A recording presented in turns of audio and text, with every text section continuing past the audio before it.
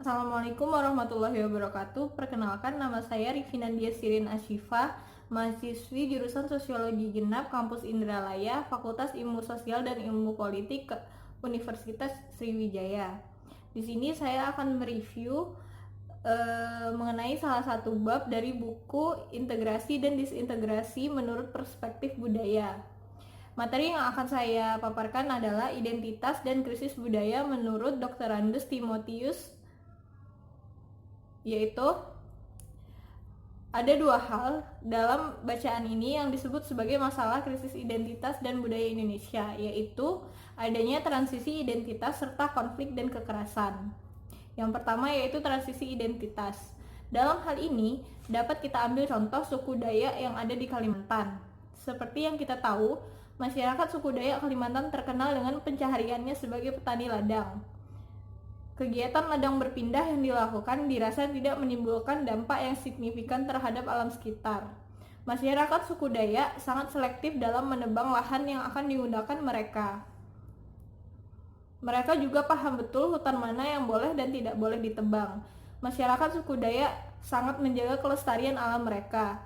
Kegiatan bertani tersebut dilakukan secara gotong royong. Tidak hanya bertani, pembangunan rumah, pesta perkawinan, dan kegiatan lain mereka lakukan dengan gotong royong pula. Hal ini menyebabkan adanya ikatan kekerabatan yang kuat dalam masyarakat suku Dayak di Kalimantan. Pada zaman Orde Baru, masyarakat suku Dayak Kalimantan sudah mengalami marginalisasi secara sistematis. Kebudayaan asli suku Dayak Kalimantan merupakan elemen terbesar dalam struktur penduduk. Akan tetapi, eksistensi masyarakat adat malah cenderung tersingkirkan dari agenda politik nasional. Perlakuan ini dapat kita lihat dengan adanya pandangan yang menyebut suku Dayak Kalimantan sebagai masyarakat terasing, masyarakat ladang berpindah, serta masyarakat primitif.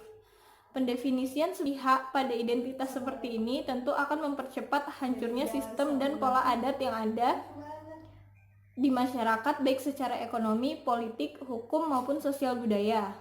Dalam bidang ekonomi, terdapat kebijakan-kebijakan pemerintah seperti Undang-Undang Transmigrasi dan Undang-Undang Menata Ruang yang mana telah menjadi instrumen utama pengambil alihan sumber ekonomi bagi masyarakat suku Dayak. Hal ini dilakukan oleh perusahaan-perusahaan swasta dan badan usaha milik negara secara kolektif dan nepotisme. Ketidakadilan ini mengakibatkan adanya konflik horizontal antara masyarakat adat suku Dayak serta perusahaan swasta serta BUMN.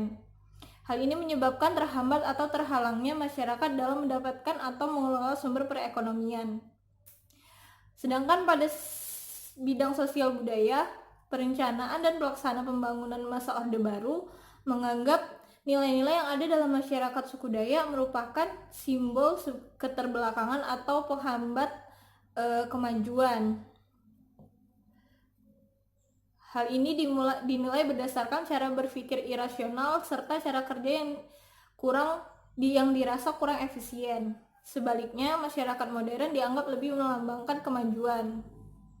Berbanding terbalik dengan pernyataan tersebut, dilaksanakan rekayasa untuk mengubah nilai-nilai masyarakat adat suku Dayak dengan perlakuan Undang-Undang Nomor 5 Tahun 1979 mengenai pemerintah desa.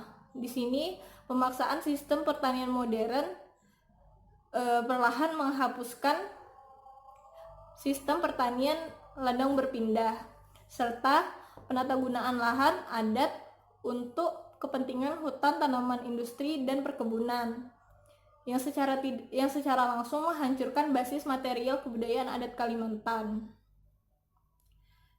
Yang kedua adalah konflik dan kekerasan.